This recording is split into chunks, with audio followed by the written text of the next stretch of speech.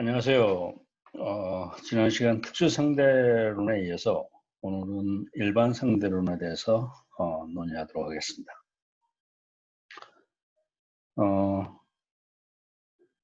그렇고 지난 시간에 한 특수 상대론을 다시 좀 한번 정리하고 넘어가면 이렇습니다. 그 시공간에 대한 이론인데 뉴턴의 시공간과 아인슈타인의 특수상대론적인 시공간을 좀 비교해 봤습니다. 그래서 공통적으로 같은 부분은 둘 다 사건으로 이루어진 4차원 연속체를 시공간이라고 봤고 모든 영역이 균일하며 경계가 없이 무한히 계속되고 그 다음에 아주 중요한데 물질 분포에 전혀 영향을 받지 않고 그 자체로 영원히 지속되는 그런 어떤 물리적인 실체였습니다. 시공간이.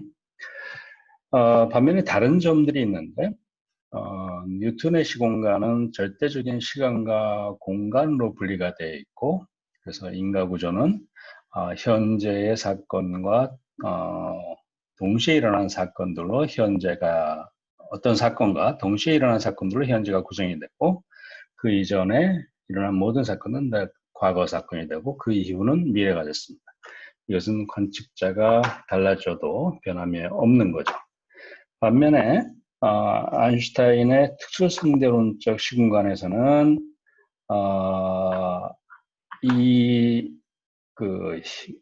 과거, 현재, 미래를 나누는 것이 결국은 빛의 경로입니다. 그래서 이 빛의 경로, 즉 광불면이라고 하는 건데 어떤 사건에서부터 이 광불면 안에 들어가 있는 모든 사건들은 다 미래 사건이 되고 이 사건부터 영향을 줄 수 있어서 그렇습니다. 그 다음에 광불면, 과거의 광불면 안에 있는 사건들은 다 과거가 되고 그 다음에 그 사이에 있는 모든 사건들은 과거도 미래도 아닌 어떤 현재가 되는데 그 현재라는 거는 관측자에 따라서 동시에 일어나는 사건들이 다르게 정의됩니다. 그래서 이런 형태로 나타낼 수 있고 그 다음에 이제 이런 시공간 두 사건 간의 거리에 대한 매트릭, 즉 계량에 대한 개념은 뉴턴의 시공간에서는 시간과 공간이 이렇게 분리가 되어 있습니다. 그리고 아인슈타인의 특수상대성 이론에서는 시간과 공간이 이렇게 합쳐져서 4차원적 거리가 모든 관측자에 대해서 불변인 이런 계량 구조를 가지고 있습니다. 네. 자, 그럼 이렇게 정리가 됐고 이번에는 그 등가 원리에 대해서 즉 일반상도론에 대해서 좀 들어가죠.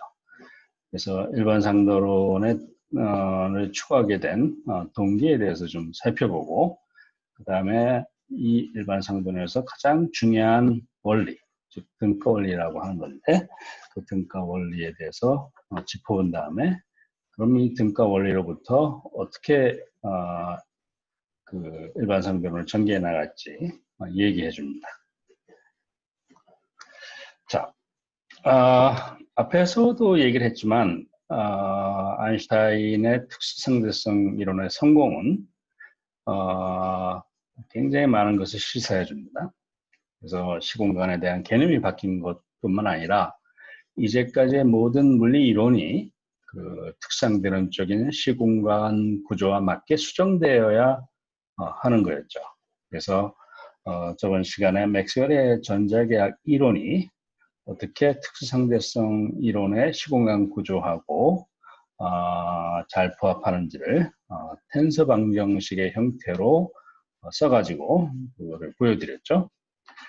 마찬가지로 모든 다른 이론도 이러한 이렇게 수정이 좀 돼야 되는데 예를 들어서 뉴턴의 중력 이론도 문제점을 가지고 있습니다. 예.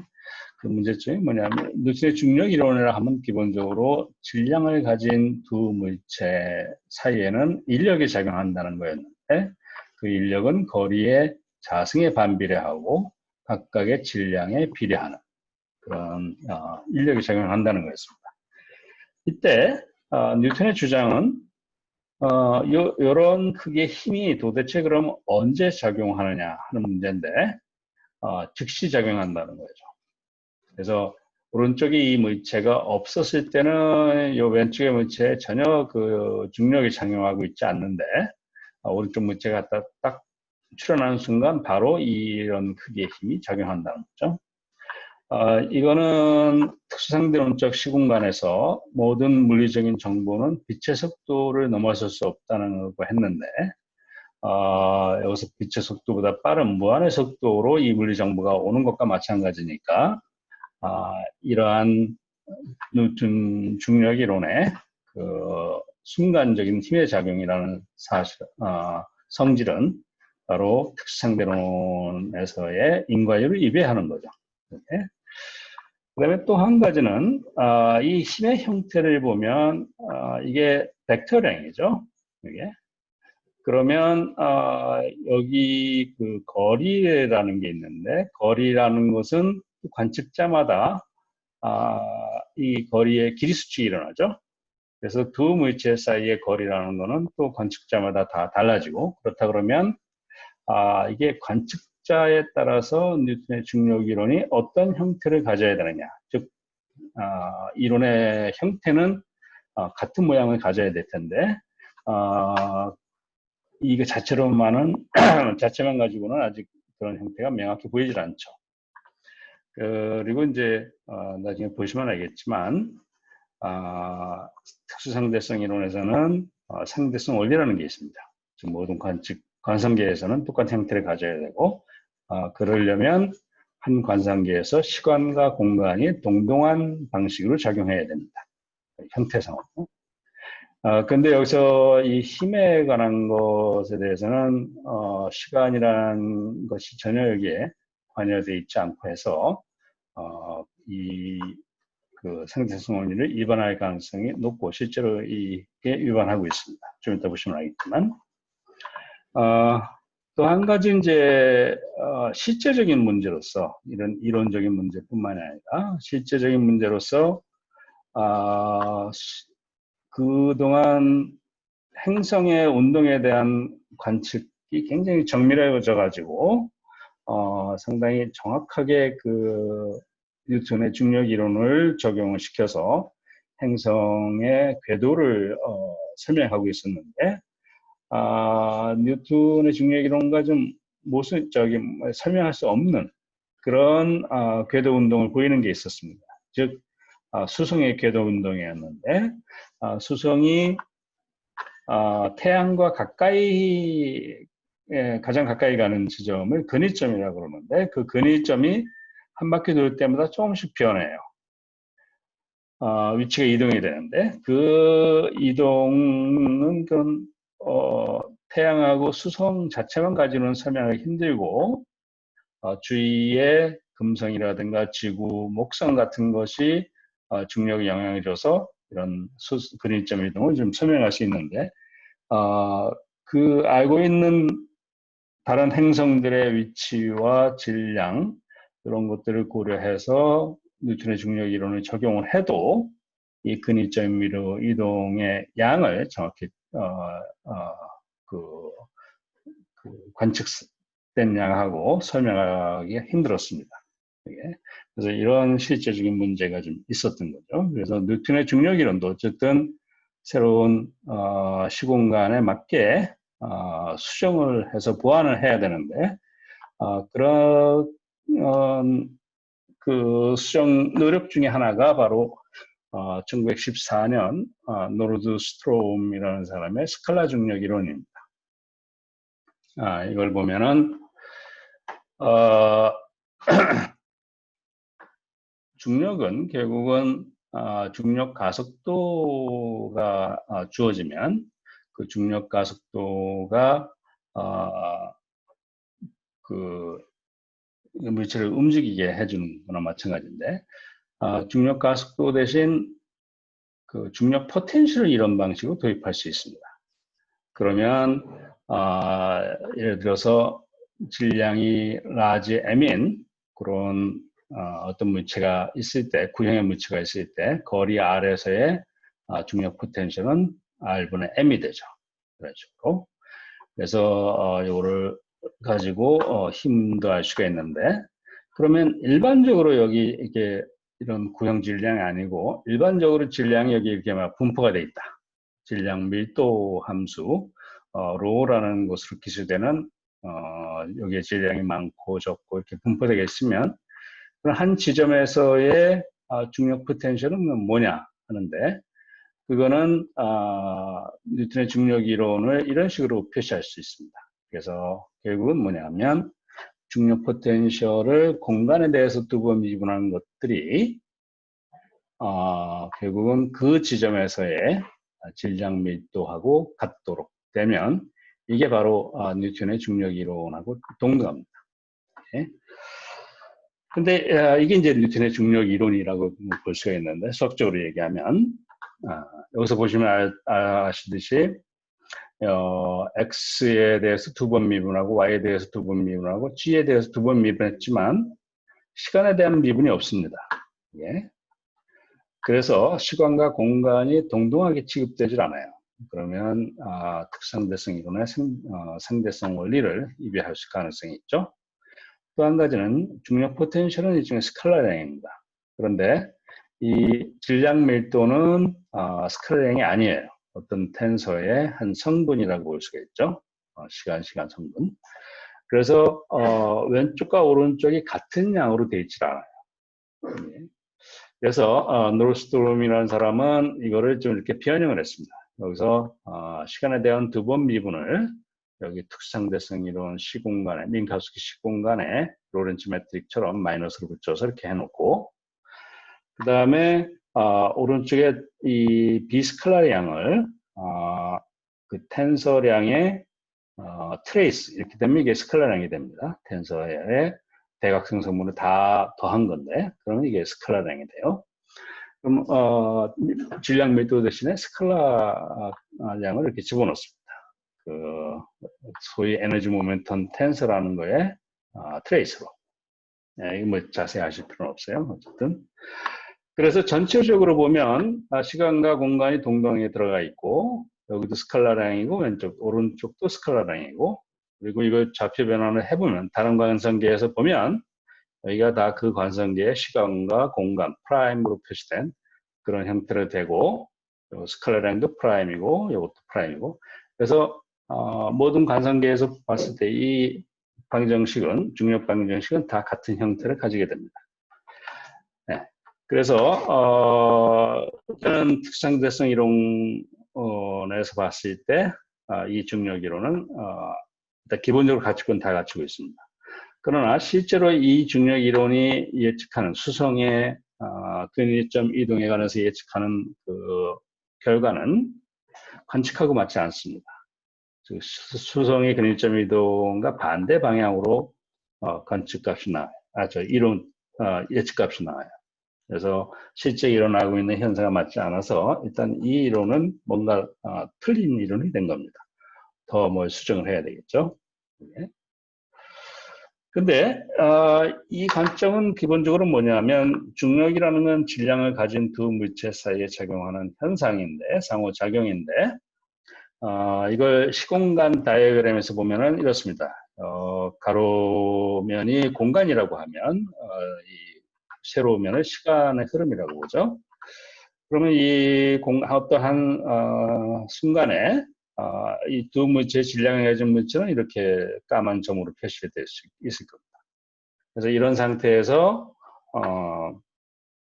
시간과 공간이라는 틀은 민카우스키 매트릭으로 주어진 그런 아주 그 리지드한 틀이에요. 그래서 전혀 이 물체가 서로 상호작용할 때 아무 영향도 미치지도 않고 영향을 받지도 않는 그런 상황 속에서 이 물체들의 상호작용 이론만 수정하려고 했던 거죠. 중력 이론을. 그래서 좀 이거를 다른 좀 더 그래픽하게 보면 특수상대론적 시공간에서는 이렇습니다. 어느 점에서든 빛을 쏘면 광불면이 이렇게 형성이 되죠. 그래서 다 똑같은 모양으로 45도로 이렇게 형성이 됩니다. 이게 이 민카우스키 특수상대론적 시공간이 갖고 있는 성질이에요. 이 상황에서 어떤 물체가 적용한다 그러면 질량에 가진 물체가 이 왼쪽과 오른쪽에 이렇게 있겠죠. 이것들이 아무 상호작용 안 하면 그냥 이런 세계선을 그릴 겁니다. 그래서 위치는 그 자리에서 계속 정지해 있고 시간만 흘러가는. 그런데 중력이라는 상호작용은 이렇게 서로 잡아다닌다는 거죠. 인력이 작용해서. 그래서 여기서도 역시 시공간에 대한 틀은 여전히 윙카우스키 매트릭으로 아무 변함이 없고 상호작용하는 그 힘에 의해서 중력이 나타난다고 본 거죠. 여기에. 그래서 이 상호작용의 이론을 좀 바꾸려고 했던 거죠. 여기. 그런데 아인슈타인은 좀 다른 생각을 갖게 됐습니다. 이렇게 시공간을 그대로 놔둔 상태에서 중력 현상에서 몇 가지 재미있는 사고 실험을 했는데 그것이 시사하는 바가 굉장히 깊습니다. 그 중에 하나가 이제 중력과 시간이라는 건데 어떤 식의 사고 실험을 했냐면 예를 들어서 이제 지구 표면 같은 데서 중력이 작용하고 있다 그래요. 그래서 이 높이에 따라서 중력 포텐셜이 달라요. 그랬을 때 지면상에서의 시간 흐름을 델타 t라 그러면 어떤 그 높이 h만큼 떨어져 있으면 중력의 크게 달라지겠죠, 여기서. 그랬을 때 여기서의 시간 흐름을 델타 t 프라임이라 그러면 그 둘이 정말 같을까? 즉 여기가 특수상대론적 시공간에서 여기 지구의 질량 때문에 여기 중력이 생겼어요. 그렇지만 시공간을 역시 특수상대론적 시공간이라고 생각하면 이 두 관측자의 상대 운동이 없기 때문에 이 시간의 흐름이 특수상대론적 시공간이라 해도 다른 이유가 없어요. 그렇지만 유일하게 다른 거는 지금 중력이 다르다는 거예요.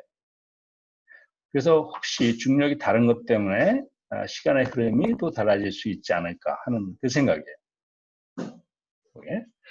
그래서 어떤 사고 실험을 했냐 하면 이렇게 요 높이 h에서 정지 질량이 m인 작은 구슬을 이렇게 떨어뜨렸어요. 그러면 오늘 중력 에너지가 운동 에너지 밖에서 점점 빨라져서 여기 어떤 속도 v를 갖겠죠.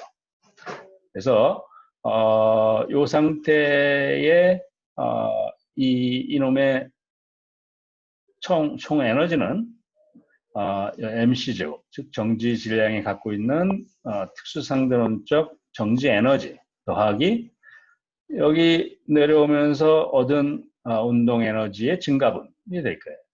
예. 어쨌든 이런 에너지를 갖고 있는데 어떤 장치를 이용해서 이놈을 전체로 어떤 빛으로 바꿔줘요. 그래서 주파수가 뉴를 갖는 어떤 빛으로 다 바꿔주면 에너지 손실 없이 그럼 이 에너지가 다 빛으로 바뀌겠죠. 그다음에 요 놈의 그 빛으로 바뀌면 하여튼 그 원래 에너지는 그 주파수 뉴라고 그러면 플랑크 상수에다가 뉴를 곱한 이렇게 바뀌겠죠. 그러니까 주파수가 이것으로 결정되겠죠. 네. 어쨌든 이 빛으로 바꾸고 바꾼 빛을 이거는 반대로 위로 다시 쏘아보내요. 그랬을 때 맨 위에 도달했을 때 h에 여기에 주파수를 뉴 프라임이라고 해요. 예. 그러면 여기 상태에서의 요놈의 에너지는 이 빛의 에너지는 역시 뉴 프라임에다가 플랑크 상수를 곱해준 h 뉴 프라임이 되겠죠. 여기에. 네. 그 다음에 지금 뉴 프라임이 뉴하고 뉴가 같으냐 하는 건데 일반적으로는 같지 않다고 놔둡시다. 그 다음에 요 뉴 프라임의 이 빛을 다시 어떤 장치에 의해서 정지 질량으로 바꾼다고 합시다. 그럼 다시 m이 될 거예요. 네? 만약에 이것이 M이 안 되고 늘어나거나 줄어들거나 그러면 뭔가 요 한 사이클을 통해서 에너지가 사라지거나 에너지가 새로 창조되는 그런 일이 발생할 테니까 여기서 다시 이 에너지 정지 질량을 바꿨을 때 이 프라임이라는 에너지는 그냥 이놈의 정지 질량 에너지 MC 제곱하고 같게 될 거예요. 그래서 이 사이클을 계속 할 수 있겠죠. 근데 어쨌든 에너지 보존 법칙을 이용하면 이 프라임이 결국은 MC 제곱이 돼야 되겠죠. 그래서 이 H 높이에서의 에너지와 밑바닥에서의 에너지 E의 비율을 보면 바로 주파수 비율과 같을 거고, 그 다음에 H 뉴 프라임은 아까 정지 질량 에너지 MC 제곱이 될 거고, 그 다음에 밑에서의 에너지는 결국은 아까 정지 질량 에너지하고 운동 에너지 증가분하고 같다고 그랬는데, 운동 에너지 증가분은 일단 우리가 뉴턴 역학에서 생각하는 고전적인 그런 2분의 1 mv 제곱만큼 늘어날 거예요. 속도가 v 제곱이니까.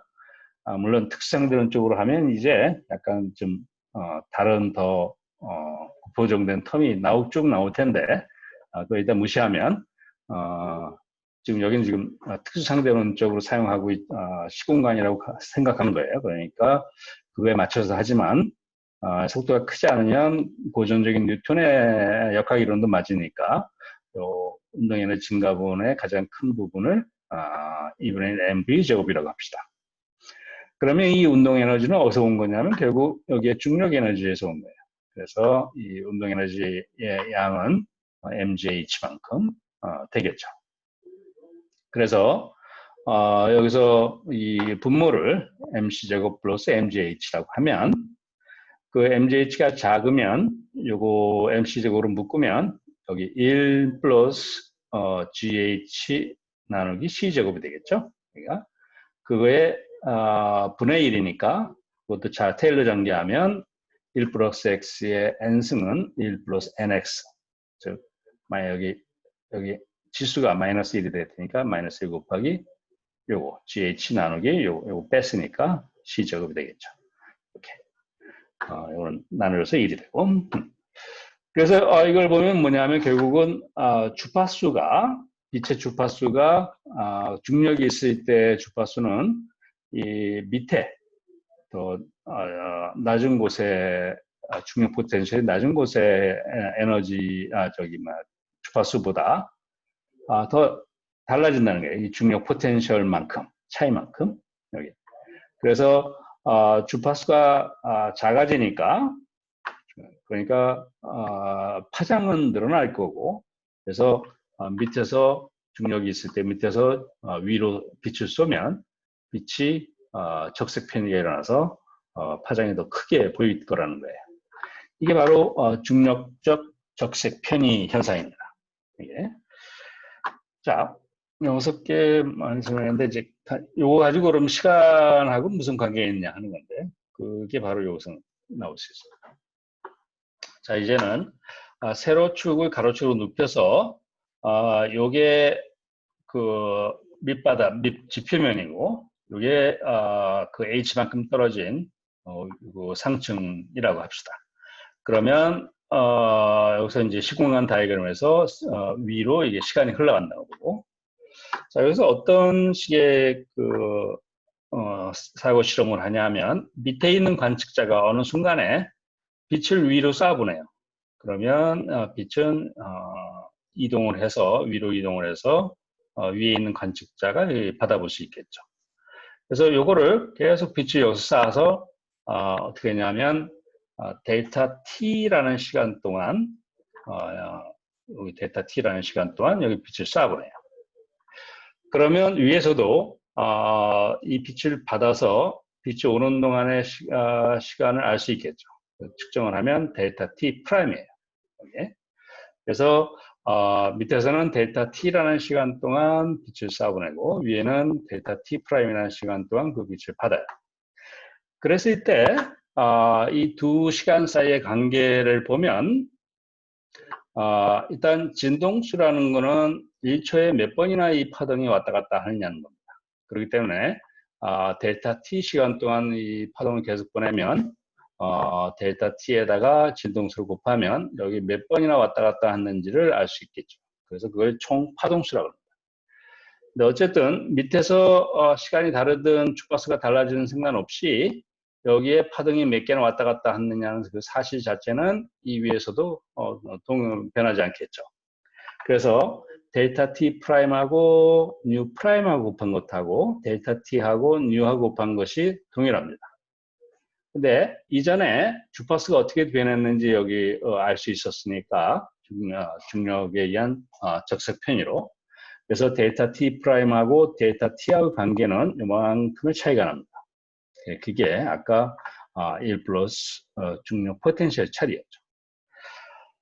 결국 이걸 해보니까 뭐냐면 H만큼 중력장이 있는 데서 그 높이에 있는 관측자가 측정하는 시간의 흐름은 지표면에서 H만큼 지표면에서 어떤 관측자가 측정하는 시간의 흐름하고 바로 그 중력 포텐셜 차이만큼 이렇게 달라진다는 겁니다. 그래서 특수상대성 이론에서 거기 그런 시공간에서 중력을 갖다 놓으니까 중력이 존재하면 이게 상대적으로 관측자가 그냥 둘이 가만히 하나는 지표면에서 다른 사람은 H만큼 떨어진 곳에서 가만히 있어요. 서로 상대적인 운동이 없어요. 없는데도 불구하고 시간의 흐름이 이렇게 달라진다는 것을 사고 실험으로 추정해낼 수 있었던 거죠. 그래서 이거를 좀 약간 한 가지 예를 들어서 지상 30m만큼 차이가 나면 이 포텐셜 차이는 한 10의 마이너스 15승 정도 차이가 됩니다.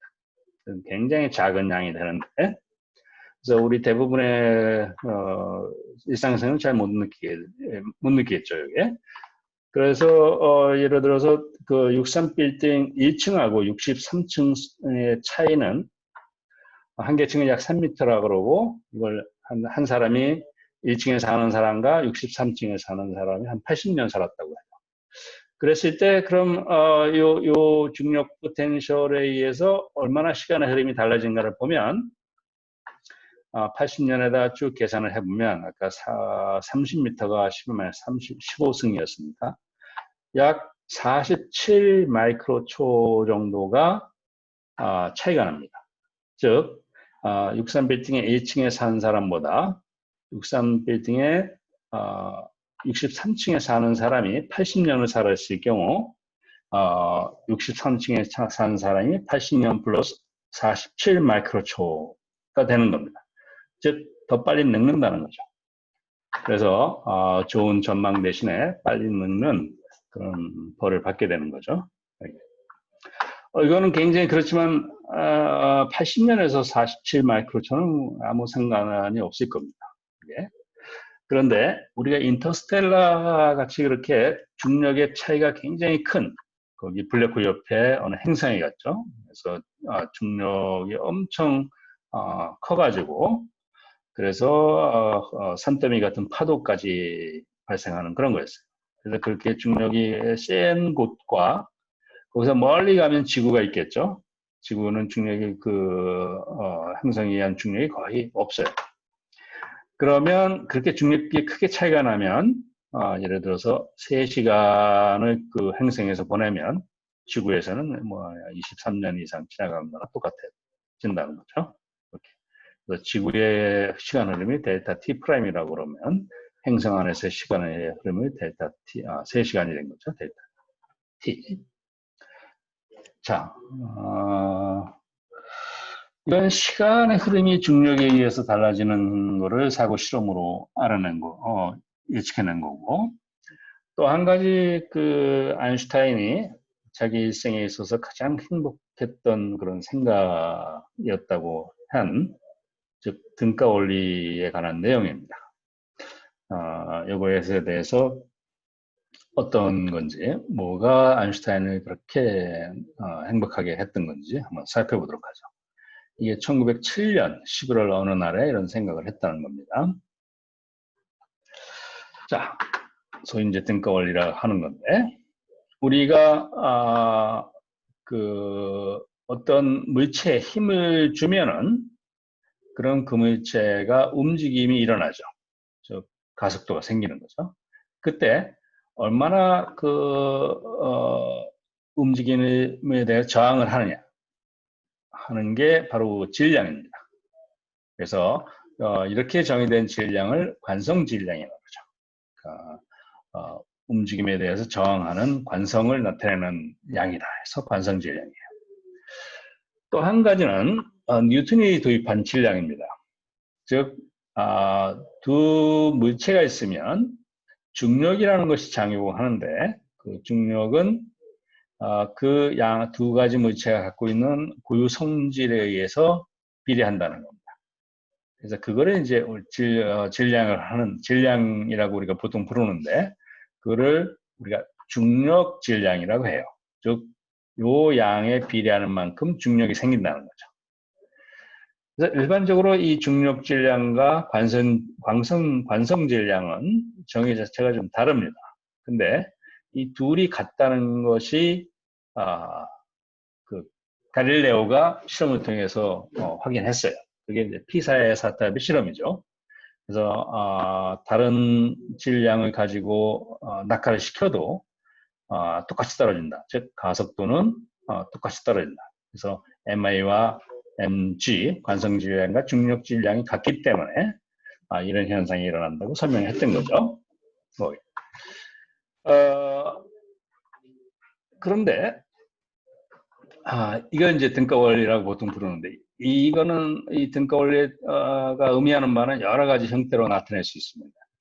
관성 질량과 중력 질량이 같다는 것으로도 얘기할 수 있고 그럼 이게 진짜 무슨 의미를 갖느냐 하는 거는 또 다음과 같이 엘리베이터 실험으로 굉장히 심오한 의미가 있음을 알 수가 있습니다.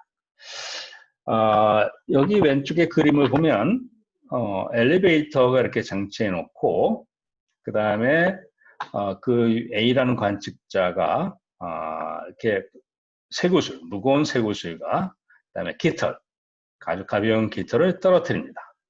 그리고 떨어지는 양상을 B라는 관측자가 밑에서 이렇게 지켜보고 있어요. 네? 또는 이렇게 구슬하고 깃털을 떨어뜨릴 뿐만 아니라 A라는 관측자 자신이 뛰어내릴 수가 있겠죠. 즉, 이 중력이 있는 상태에서 자유낙하하는 겁니다. 이렇게. 그랬을 때 아인슈타인이 깨달았던 건 뭐냐면 여기 이렇게 자유낙하하는 이 사람이 뛰어내렸을 때 과연 뛰어내리면서 어떤 느낌을 가질까 하는 겁니다. 내 중력이 있어서 나를 잡아다니고 있는 걸 내가 느낄까? 그게 아인슈타인이 했던 질문입니다.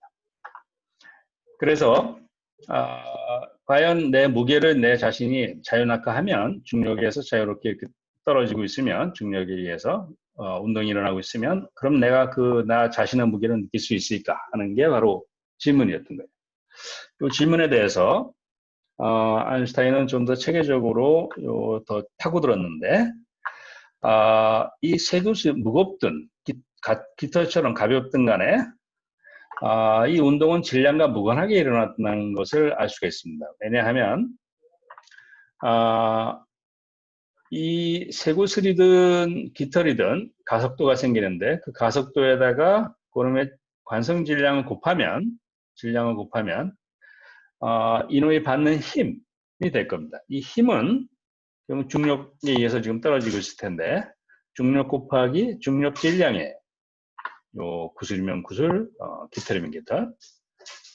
근데 이 중력은 어쨌든 이 구슬이나 깃털하고 상관없이 혹은 자연낙하하는 사람하고 상관없이 요 지점에 이 지구에 의해서 생기는 중력이니까 다 모든 물체들 똑같을 거예요.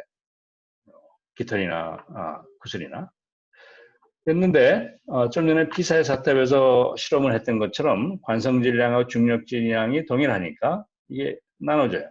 즉 가속도라는 거는 구슬의 가속도는 그냥 중력 가속도에 의해서 결정이 돼버려요. 그 다음에 깃털에 대해서도 마찬가지고 관측자 A가 뛰어내렸을 때 관측자 A에 대해서도 마찬가지고 즉 이 여기서 자연낙하하는 그 물체가 갖고 있는 고유 성질하고는 전혀 무관하게 그냥 이놈의 그놈의 운동이 결정돼 버리니까 세기술과 그다음에 깃털이 처음에 떨어질 때의 초기 속도가 동일했으면 계속 이게 같이 떨어지겠죠. 가속도가 계속 같은 양만큼 생길 테니까. 자연낙하하는 사람도 그럴 거예요. 이렇게. 그렇다 그러면 아인슈타인이 여기서 아주 깊이 있게 바라본 게 이겁니다. 그렇다 그러면 이 B에 있는 사람이 구슬하고 깃털이 떨어지는 걸 봤을 때 같이 뚝 떨어지는데 왼쪽에 중력이 있는 상황에서 떨어지는 그런 양상하고 이번엔 오른쪽에 아예 중력이 없습니다. 중력이라는 게 없고 그냥 여기 무중력 상태의 관성계, 그러니까 플랫 민카우스키 스페이스 타임인 거죠, 여기가. 그렇지만 이 우주선 자체가 이 중력의 크기하고 크기는 같지만 방향의 반대인 쪽으로 일정의 가속을 하고 있다고 합니다. 그리고 이 구슬하고 이 깃털은 그냥 처음에 여기에 놓여 있던 거예요. 정지한 상태에서 이 밖에서 이 관성계에서 봤을 때 구슬하고 깃털이 그냥 정지한 상태예요. 이게. 그랬을 때 이 관측자 B가 이 구슬의 움직임을 보면 왼쪽하고 구별이 안 된다는 겁니다. 왼쪽에서는 중력에 의해서 이게 자연낙하하니까 똑같이 이렇게 떨어지는데 무게 자연낙하는 물체의 질량과 무관하게 다 똑같은 양상으로 떨어지고 있는데 오른쪽도 마찬가지로 그런 물체들을 여기다 쭉 정지한 상태에 놔두면 이 관측자 B한테는 즉 등가속으로 위로 움직이는 관측자한테는 이 물체들이 다 똑같이 자기 쪽으로 이렇게 떨어지는 것처럼 측정이 될 거라는 거예요. 여기. 즉 왼쪽에서 일어나는 현상과 오른쪽에 일어나서 일어나는 현상을 운동의 양상을 이 우주선 안에 타고 있는 관측자에게는 구별이 불가능하다는 거죠. 그게 등가 원리의 또 다른 표현입니다. 관성 질량과 중력 질량이 같다는 거 그렇게 표현할 수도 있고 그거를 좀 응용을 해보면 이렇게 중력장 하에 있는 어떤 관측자와 중력이 없는 상태에서 대신 일정한 가속도로 이 중력의 크기와 같은 크기로 그렇지만 방향은 반대쪽으로 가는 그런 관측자는 구별 불가능하다는 겁니다. 그게 등가 원리의 또 다른 표현입니다. 그래서 이제 아까 했던 질문을 보죠. 예를 들어서 아인슈타인이 이 중력장에 있을 때 이 사람이 여기서 착 뛰어내리는 자연낙하하는 사람의 느낌은 어떤가 하는 거예요. 물론 바람이 불고 그러니까 내가 낙하하고 있구나 하는 건 느끼겠지만 바람이 아예 없다고 하죠. 그럼 바람도 없는 상태에서 나는 어떤 느낌을 가질까 하는 건데 여전히 밖에서 볼 때 이게 등가속으로 가속도가 쭉 되고 있으니까 그건 알 수 있지 않겠느냐 하는 겁니다. 근데 그래도 약간 미심쩍으니까 그러지 말고 이 상황하고 똑같으니까 여기서 보도록 하자. 이게. 여기서 그 아까 중력장에서 뛰어내렸다는 얘기는 뭐하고 똑같았냐면 뛰어내림 없이 처음부터 그냥 여기에 있었던 겁니다. 정지해 있는 거예요. 나는 정지해 있는 거예요. 그리고 이 관측자 B가 등가속으로 중력가속도 반대 방향으로 가고 있는 거죠. 그러면 여기 뛰어내는 사람의 느낌은 뭐였냐 하면 그냥 여기 우주선 없다고 치면 그냥 관성계에서 그냥 가만히 앉아 있는 거예요. 그러니까 아무것도 못 느끼겠죠. 내가 누가 잡아다닌다는 것도 못 느끼고 나는 움직이고 있는 게 아니라 그냥 처음부터 가만히 정지해 있는 거니까 거기에 아무 운동이 일어나지 않죠. 그 느낌이 여기 다시 이 중력계 쪽으로 와보면 내가 여기서 이렇게 중력장 쪽으로 자연낙하 할 때 내 느낌하고 똑같을 거랍니다. 동등하겠죠. 그래서 이제 아인슈타인은 그런 얘기를 했던 겁니다. 내가 만약에 중력장에서 자연낙하를 하면 내 무게를 못 느낄 것이다 하는. 근데 이게 참 한 발 또 더 나가면 굉장히 큰 깊은 의미를 갖습니다. 아이고, 보십시오. 40분 다 됐네.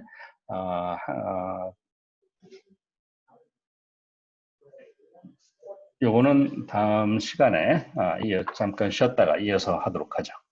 예, 한 10분 후에 뵙겠습니다.